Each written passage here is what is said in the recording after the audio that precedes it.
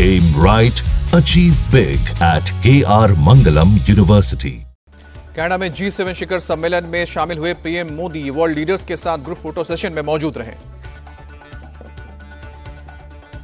G7 शिखर सम्मेलन में Canada के पीएम मार्क कार्नी से मिले पीएम मोदी, दोनों नेताओं के बीच द्विपक्षीय बैठक।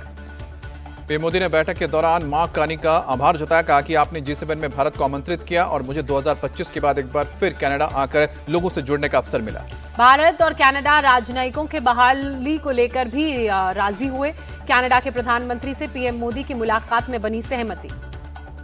कनाडा के पीएम मार्क कार्नी का बड़ा बयान, आतंकवाद के खिलाफ दोनों देश मिलकर काम करेंगे। दोनों देशों के पीएम फिर जल्द मुलाकात करेंगे। 51वें जी शिखर सम्मेलन में पीएम मोदी और इटली की पीएम जॉर्जिया मेलोनी की भी मुलाकात हुई। एक दूसरे से दोनों बातचीत करते नजर आए। कनाडा में पीएम मोदी और फ्रांस के प्रेसिडेंट एमेनुएल मैक्रों की मुलाकात हुई। दोनों नेताओं के बीच हुई द्विपक्षीय बैठक। पीएम मोदी ने जर्मनी के चांसलर फेडरिक मर्ज के साथ भी बैठक की। दी कोरिया के राष्ट्रपति ली जे म्यांग से भी मुलाकात। पीएम मोदी ने ऑस्ट्रेलिया के पीएम एंथनी अल्बनीज से भी मुलाकात की। एंथनी अल्बनीज के साथ द्विपक्षीय बैठक हुई। कनाडा में G7 शिखर सम्मेलन में हिस्सा लेने के बाद पीएम मोदी क्रोएशिया के लिए रवाना हुए। भारत के किसी पीएम की यह पहली क्रोएशिया यात्रा। पीएम मोदी क्रोएशिया के पीएम और राष्ट्रपति से मुलाकात करेंगे। दोनों देशों के बीच द्विपक्षीय सहयोग को लेकर अहम समझौते होने की संभावना। कनाडा में पीएम मोदी और जापान के पीएम शिगेरू इशिबा के बीच द्विपक्षीय बातचीत। बैठक को लेकर पीएम मोदी ने सोशल मीडिया पर जानकारी दी। लिखा, भारत और जापान द्विपक्षीय संबंधों को और गहरा करने के लिए प्रतिबद्ध हैं। इजरायल और ईरान के बीच जंग हुई है तेज। ईरान की ओर से मंगलवार को मिसाइलें दागी गई इजरायल पर। इजराइल के एक बड़े हिस्से में मंगलवार को 2 बार हवाई हमलों के सायरन बजे। लोगों को बंकरों में शरण लेनी पड़ी। इजरायली सेना का दावा, एयरफोर्स ने ईरान के 12 मिसाइल स्टोरेज और लॉन्च पैड पर हमला किया। आईडीएफ ने हमले का वीडियो भी जारी किया। ईरान की मिसाइल दागने के बाद टेल अवीव में एयर डिफेंस सिस्टम एक्टिव हुआ। मिसाइलों को नाकाम किया गया। यरूशलेम में इजरायल ने मिसाइल हमले को नाकाम किया। आसमान में रात में दिखी मिसाइलों की चमक। ईरान का इजरायल की खुफिया एजेंसी के हेडक्वार्टर पर हमले का दावा। मुसाद की बिल्डिंग पर मिसाइल गिरने का वीडियो जारी किया। अंतर्राष्ट्रीय परमाणु एजेंसी ने भी माना, इजरायली हमले से ईरान के न्यूक्लियर साइट को नुकसान हुआ है। ट्रंप ने ईरान को दी सीधी धमकी। कहा, बिना शर्त सरेंडर करो, हमें पता है सुप्रीम लीडर कहां छिपा है। सोशल मीडिया प्लेटफॉर्म पर बोले ट्रंप, ईरान के आसमान पर अब पूरी तरह से हमारा कंट्रोल है। ईरान में युद्ध के चलते मास कैजुअल्टी का खतरा बढ़ा। डॉक्टर्स और मेडिकल स्टाफ की छुट्टी रद्द। सभी को फौरन ड्यूटी ज्वाइन करने के निर्देश।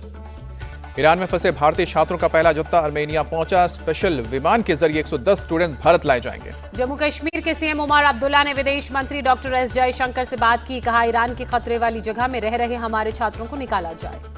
एयर इंडिया ने मंगलवार को 6 फ्लाइट्स की cancel. London, Amritsar, Delhi, Dubai, Bengaluru, London और मुंबई सैन फ्रांसिस्को उड़ानें रद्द कर दी गई। अहमदाबाद प्लेन हादसे में 163 मृतकों के डीएनए सैंपल मैच हुए। 124 शव परिजनों को सौंपे गए।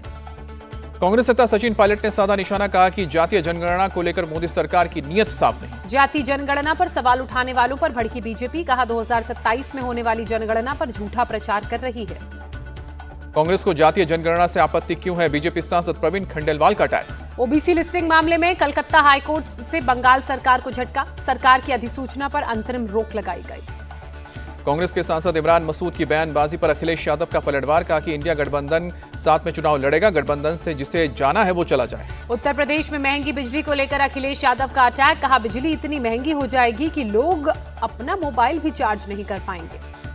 एकनाथ शिंदे का उद्धव ठाकरे पर अटैक। कहा कि लोग मेहनती लोगों का समर्थन करते हैं, घर में बैठने वालों का नहीं। शरद पवार का अजीत पवार पर अटैक। कहा, कुछ लोग सत्ता के लिए बीजेपी से जुड़े, लेकिन हमें अवसरवादी राजनीति स्वीकार नहीं। आरजेडी नेता तेजस्वी यादव ने परिवारवाद को लेकर एनडीए को घेरा। वीडियो सॉन्ग जारी करके साधा निशाना। पहलगाम हमले को लेकर टीएमसी सांसद अभिषेक बनर्जी ने केंद्र सरकार से 5 सवाल पूछे। सख्त सुरक्षा के बीच आतंकी सीमा में कैसे घुसे? इतनी बड़ी सुरक्षा चूक की जिम्मेदारी कौन लेगा? दिल्ली में आर्मी चीफ और पूर्व सेना प्रमुखों का 2 दिवसीय चिंतन शिविर। भारतीय सेना में चल रहे परिवर्तन और भविष्य में उनकी भागीदारी पर बातचीत। नीतीश कैबिनेट में 20 एजेंडों पर मुहर लगी। 6 छोटे एयरपोर्ट्स का उड़ान योजना के तहत विकास होगा।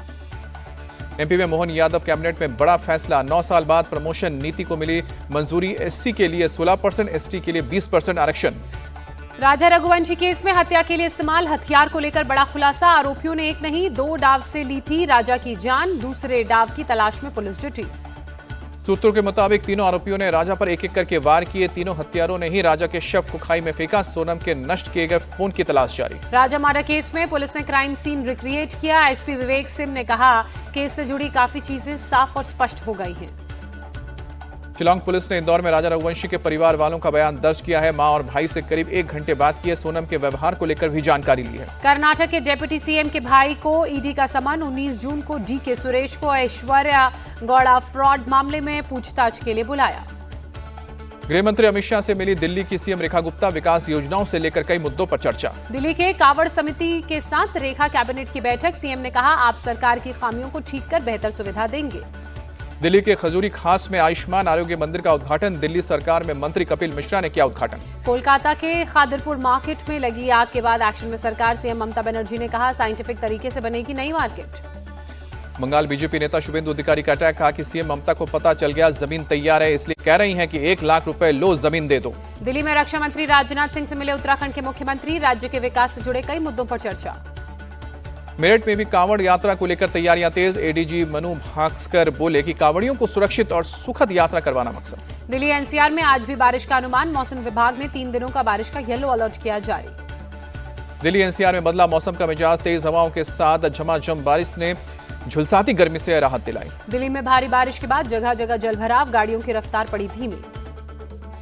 दिल्ली के आरकेपुरा में तेज हवा से सड़क पर गिरा पेड़। सड़क पर ट्रैफिक बाधित पेड़ को काटकर सड़क से हटाया गया। नवी मुंबई में मूसलाधार बारिश। कई इलाकों में जल जमाव। फ्लाईओवर पर पानी भरने की वजह से लोगों को परेशानी हुई। जयपुर में तेज बारिश बनी मुसीबत। सड़क पर पानी भरने से कई गाड़ियां फंसी। हिमाचल के सोलन में स्टंटबाजी करना महंगा पड़ा। साधु पुल में नदी के बीच कार फंसी। हिमाचल प्रदेश के सोलन में बाइक सवार को महंगी पड़ी स्टंटबाजी। बार बार एक पहिए पर बाइक चलाने की कोशिश में कंट्रोल खोया। पहले डिवाइडर और उसके बाद दूसरी तरफ खड़ी गाड़ियों से टकराया। गुजरात के भावनगर में नदी में गाड़ी का रेस्क्यू किया गया जो फंसी हुई थी। कार में सवार एक ही परिवार के 4 लोगों को बचाया गया। कच्छ में 1 घंटे की बारिश के चलते प्रशासन की पोल खुली। सड़क बनी दरिया, घुटनों तक पानी भरा। गुजरात के बोटाद में भारी बारिश से बाढ़ जैसे हालात। सड़कों पर भरा कई फीट पानी। गुजरात के सुरेंद्रनगर से 20 घंटे बाद एक शख्स का हुआ रेस्क्यू। भारी बारिश के बाद चोटीला तालुका के तालाब में फंस गया था। झारखंड में पहुंचा मानसून। कल और 19 जून को भारी बारिश का अनुमान। बिहार के 6 जिलों में आकाशीय बिजली गिरने से 12 लोगों की मौत। पीड़ितों के परिवार को 4-4 लाख रुपए की मदद देगी सरकार। कर्नाटक के कोडागू में मूसलाधार बारिश। शहर में बाढ़ जैसे हालात। लोगों के घर बाढ़ से पानी जो भरा उनमें डूबे। जम्मू कश्मीर के पहलगाम में आतंकी हमले के बाद दोबारा खोले गए पर्यटन स्थल। पहलगाम में भारी संख्या में पहुंचे टूरिस्ट। स्थानीय लोगों ने किया जोरदार स्वागत। जम्मू कश्मीर के उधमपुर में बाबा अमरनाथ यात्रा के लिए तैयारी पूरी। करीब 6000 तीर्थ यात्रियों के रुकने की व्यवस्था की गई। यात्रा मार्ग में पानी और इसके अलावा तमाम दूसरी सुविधाओं के लिए भी जरूरी कदम उठाए गए। हिमाचल प्रदेश के शिमला में भारी संख्या में पहुंच रहे हैं टूरिस्ट। शहर में पहुंच रही गाड़ियों के लिए ट्रैफिक पुलिस को करनी पड़ रही है कड़ी मशक्कत। गुजरात के जामनगर में नगर निगम की कार्रवाई। 917 अवैध संपत्तियों पर बुलडोजर। 259 करोड़ की जमीन खाली कराई गई। उड़ीसा के गोपालपुर में बीच गैंगरेप के मामले में 10 लोग गिरफ्तार। आरोपियों में 4 नाबालिग। मामले की जांच कर रही है पुलिस। अमृतसर में मुठभेड़ में ड्रग तस्कर हरप्रीत हैप्पी घायल। पुलिस ने 534 ग्राम हेरोइन भी बरामद किया। हरियाणवी मॉडल मर्डर केस में बॉयफ्रेंड गिरफ्तार। सुनील ने चाकू गोद कर की थी शीतल की हत्या। 14 जून को वारदात को दिया था अंजाम।